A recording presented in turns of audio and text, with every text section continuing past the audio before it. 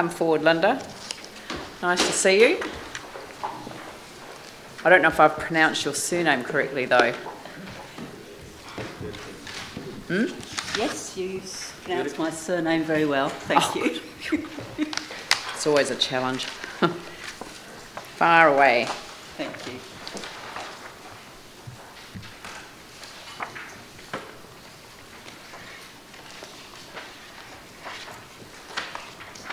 So thank you. This afternoon I'm speaking on behalf of the Southshore Residents Association, and I am the Vice Chair of that association. And I'll start by just reading the objectives of the Southshore Residents Association, which was formed in 1946, to promote the progress of Southshore and to promote and protect the community and the Southshore natural and urban environment. So everything that we look at is in relation to that, to our community and our surroundings. In looking at the representation and the changing of the boundaries and so on, we're used to the Burwood-Pegasus ward, which has worked well, I believe, and with our representation in terms of community board and also with our councillors. With the addition of Linwood, we feel in some ways it is a natural progression as it continues round the estuary, but it also is right into the centre city, and to our mind that does create added pressures and a workload on councillors and on community boards. This is particularly obvious that we take in the bulk of the red zone, so from the city right through to the estuary, our area of Linwood, Burwood, coastal has most of the red zone, a lot of flooding issues, and is largely, or certainly on the coastal point of view, the part of the coastal hazard zone. These are areas where there will be a lot of work required over the next 5 or 6 years with the decisions on the red zone and the way it affects us as it is at the moment, and also the coastal hazards, which is one of the major things that I can see Christchurch facing in the near future.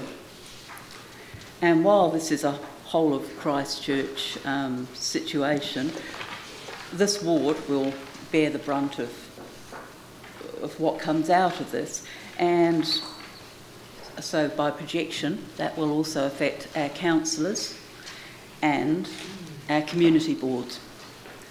So we believe that what we actually need is an additional councillor.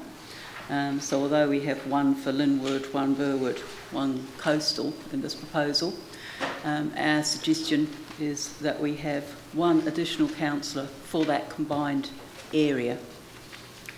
In the same way with the community board, we increase the number of that community board by 2 members. And our reason is you have a new area and it will cover a much broader spectrum of people, probably, a whole different range of issues, plus your everyday workload, which is common to everywhere.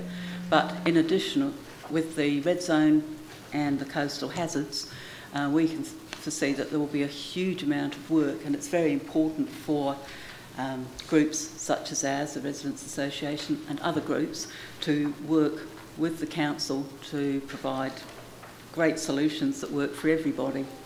And so we feel we need that extra representation, and that a 6-year time span, which is covered by this review, would actually be a good time span to ask for that, and then perhaps look at going back to what would be a standard representation model. And that basically forms the things that we have to say. On a more social note, the requirements of communities do vary considerably, and so we think that the needs of one area could be detrimental to the needs of the other, and the people who shout loudest might get all the attention, and the people who perhaps need assistance in different areas won't get the attention they deserve because of the spread of what is going to be required in the future. My final comment is that Southshore has actually disappeared as a suburb or off the maps. It's only appears as New Brighton, so I don't know if we've been wiped intentionally or quite what the story is there, but Southshore doesn't seem to exist in these maps as an individual area. And we think that as we've been around for a long time and a pretty vociferous and vocal residents association, that we need to reappear on your maps. Thank you. Thank you. Perhaps if could we just ask staff to comment on that last bit, because I don't think that the maps are anything other than sort of representative of the areas of population done on these appallingly fascinating, I'm sure, what do you call them, grids, you know, the mesh blocks, yeah. So I don't know that Southshore's disappeared from the map, it's just not identified as a separate area.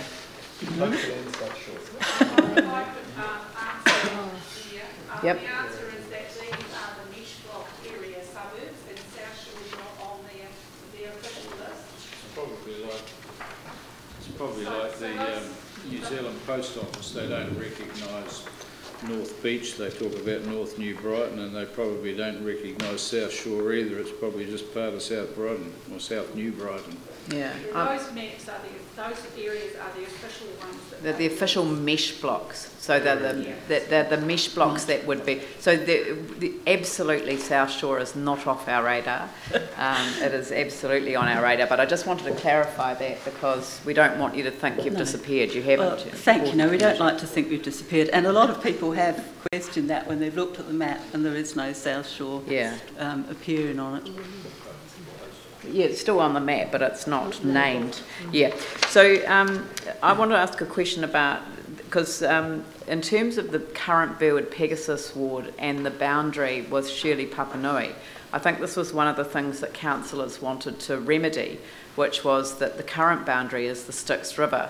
But if we were to take all of the coastal environment through to the Waimakariri River, then we needed to extend the boundary up to the Waimakariri River to give this coastal environment. And I mean, is there a general sense of support for that concept? Yes, because we believe that the coast can be looked at as a whole, and so that it's very much shared and common interests. So we think that the coastal and Burwood grouping is fine. Linwood, in some respects, is okay, but we just really it goes too far into the city. It goes too far into the city, yeah. And you start to get city problems, and so then you need more people to deal with those issues. It's basically our argument there. So you would rather that we perhaps looked at some components of our northern boundary and substituted for some components of the Linwood boundary down below, so that we could get something that looks a little bit more like Burwood Pegasus without, you know, sort of going beyond. We're trapped a little bit by the numbers. Yes. So your request for another councillor, I don't think that we can manage to achieve that with the population numbers, because it's per head of population, and although we recognise that there's a considerable amount of work to be done in that particular area, I don't know that we can use that as a reason to step outside the plus or minus 10%. Does it work that way with numbers of councillors? You have to be within the plus or minus, so you have to add another 16 councillors if you want another one in there. Yeah. So I'm sorry. You'd have to add another group of councillors to the council table in order to get an extra one for that one, because if you do it for that area, you'd have to do it for other areas of a similar size. That's the trouble. The one area where we're having some debate at the moment is whether we can revisit the Banks Peninsula, which of course is a far more distant community than this is, and basing it on the amount of work to be done doesn't quite gel with the criteria under the legislation.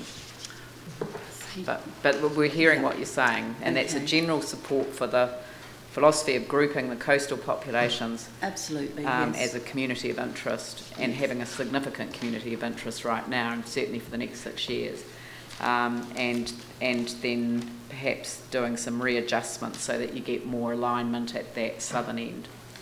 Yes. Yep. Yanni. Thank you for your submission.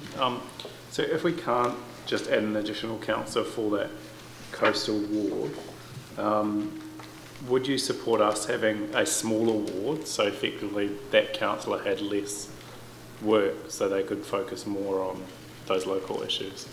Yes, that would be fine. So in terms of thinking purely Burwood Pegasus, I think that the workload generated by that area with the additional issues, particularly as I've mentioned previously, would be a reasonable mix of work if we maintain that smaller size.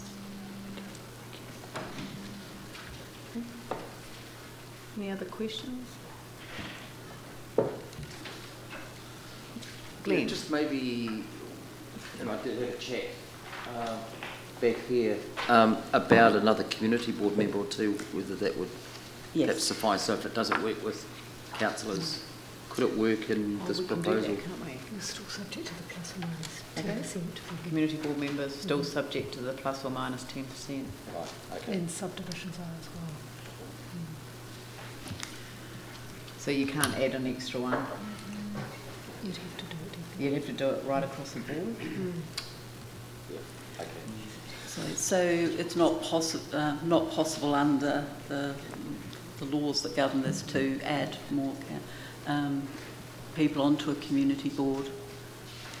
You have to make sure that it's classed under the fair representation, so you can't have one suburb getting more representation than another suburb. So if we asked for it for our suburb, even though we had specific reasons for it to be agreed, it would have to apply to everybody because it's per number of people, not per number of issues. But wouldn't it have to be fair in terms of the community board? Yeah, so not fair within the so you city. can't have one subdivision within the community board having more than the other subdivisions within the community board. No, but what they're asking for is that there is an additional community board member given the amount of work. So that's across the community boards. Across the community board, only that community board.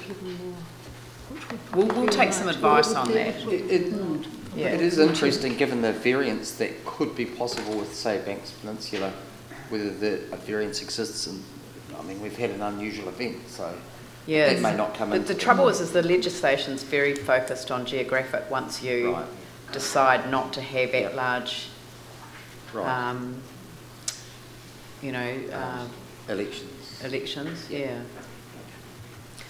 Anyway, it's food for thought, and we'll take some advice on that because we are sympathetic to the issues that you raise, obviously, because we know that the challenges in that area are significant and will be for some time. Yes, we can foresee that these issues are going to be long term and very consuming. Yeah. And so we need to be well represented and have a really excellent relationship with our councillors and our community boards to actually make this effective and to make it all work. That's true, and I mean there's just going to be a lot of work going on in that area. I mean I'm almost tempted to ask perhaps we could get some advice as to whether the case could be made for an extra numbers of community board members, so not just necessarily one, but maybe 2 or 3, so that that way that it's taken care of at the community board level, that you've got a bit more representation at that level, and a lot more minds applying themselves to the analysis that's going to have to be done. I mean, there's just hugely challenging issues there, and it's not going to, I mean, and some exciting stuff too, you know, like the redevelopment of New Brighton under the Regenerate Christchurch model. So, I mean, there's lots of exciting stuff that's going to be on the future of the residential red zone. And as we move, you know, we're just beginning to get started, and you know, perhaps we're a long way behind a lot of other parts of Christchurch, but there is an enthusiasm now to actually do something and be involved, and people are definitely feeling that. So it's a very good time to set up that relationship that'll make it happen. Yep. Thank you very much. That's given us good food for thought. So thank you very much. Thank you. Much appreciated. Thank you. Oh, now you've got your personal